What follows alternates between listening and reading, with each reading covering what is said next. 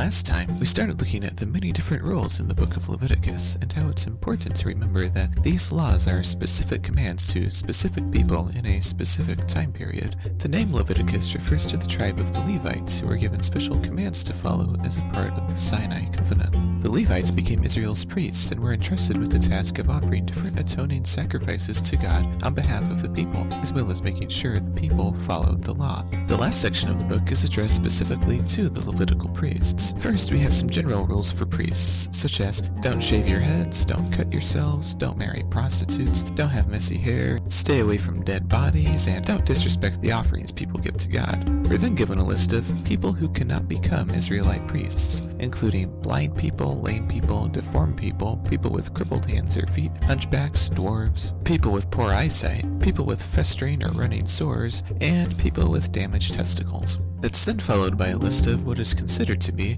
unacceptable sacrifices. Blind animals, injured animals, maimed animals, animals with warts, animals with festering or running sores, animals with bruised, crushed, torn, or cut testicles, blech, and animals that are younger than 8 days old. At this point, the book switches over to the topic of holidays, or holy days. There are 7 appointed festivals every year in which the priests are to lead the people in celebrating. The Passover, the Festival of Unleavened Bread, offering the first fruits, the Festival of Weeks, aka Pentecost, the Festival of Trumpets, aka Rosh Hashanah, the Day of Atonement, aka Yom Kippur, and the Festival of Tabernacles, aka Feast of Booths, Feast of Ingathering, Sukkot.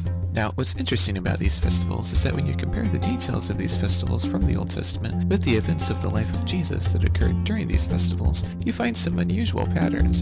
In ancient Israel, the Passover was a celebration of Israel's redemption from Egypt. 5 days before the Passover, the sacrificial lamb was picked, and on Passover, the lamb was killed. Then when we compare that to the life of Jesus, we learn that Jesus' triumphal entry into Jerusalem on Palm Sunday happens 5 days before Passover, and the people choose him to be king. And on Passover night, Jesus is arrested and sentenced to death. In ancient Israel, we see the Festival of Unleavened Bread, in which the people are commanded to eat bread made without yeast, and so they eat bread without leaven or life, and the people pray, "Give us life out of the earth." Then when we compare that to the life of Jesus, we learn that during this same festival, Jesus is buried without life in the earth. In ancient Israel, we see the offering of the firstfruits, in which the people would give the priest the first grain of their harvest, and then the priest would present it to the Lord.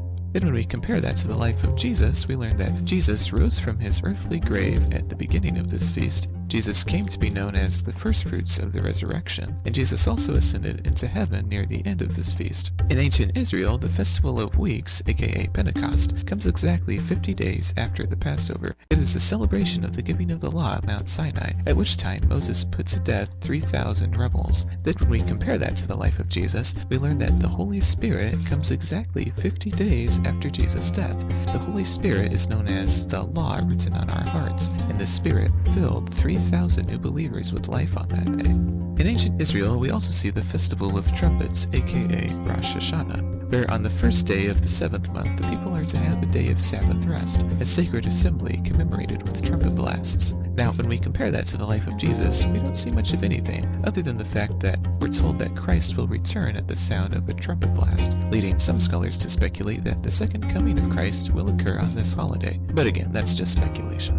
In ancient Israel, we see the Day of Atonement, aka Yom Kippur, which was the one day of the year that the priest would enter the Holy of Holies to offer atonement for the entire nation. In the life of Jesus, the obvious correlation would be the crucifixion. However, the crucifixion didn't happen on Yom Kippur, which has led some scholars to speculate that a better correlation to the Day of Atonement would be the Day of Judgment. And finally, in ancient Israel, we see the Festival of Tabernacles, aka Feast of Booths, Feast of Ingathering, Sukkot, which was a week-long festival that came 5 days after the Day of Atonement. Everyone would stay in tents for a whole week to remind them of their wilderness wanderings, and they would present food offerings to God on the 8th day. It was a time of rejoicing and a celebration of entry into the Promised Land. Now, when we compare that to the life of Jesus, we learn that the birth of Jesus took place during this festival. We know this from Luke's chronology, which has Jesus being born a year after Zechariah entered the temple on the Day of Atonement. So yeah, sorry to burst your Christmas spirit, folks, but Jesus was born in late September.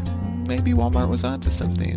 The Gospel of John says that Jesus came and made his tent among us, like in the Festival of Booths. Also, the angels sang the song of this festival the night of Jesus' birth. Jesus lived in a stable for a week. Jesus was offered to God on the 8th day, and in Jesus, the kingdom of heaven, the promised land, comes to earth. After learning about these 7 festivals, the text goes on to talk about the Sabbath year, in which every 7 years the land was to have a rest from planting and harvesting, as well as the year of Jubilee, in which after 7 cycles of the Sabbath year came the year of Jubilee in the 50th year. Everyone was commanded to celebrate, and all debts were to be forgiven, because all debts belong to God, and he has forgiven them. All slaves were to be set free, because all people belong to God, and he sets all people free.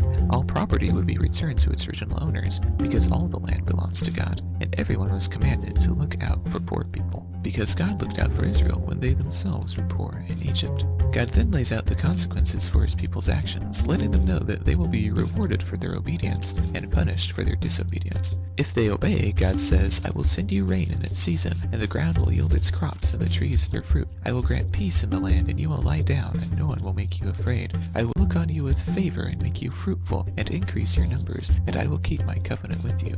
But if they disobey, God says, I will bring on you sudden terror, wasting diseases, and fever that will destroy your sight and sap your strength. You will be defeated by your enemies. I will turn your cities into ruins and lay waste your sanctuaries, and I will take no delight in the pleasing aroma of your offerings. I will scatter you among the nations. The land will have the rest it did not have during the Sabbaths you lived in it. But if they will confess their sins, I will remember my covenant with Jacob, and my covenant with Isaac, and my covenant with Abraham.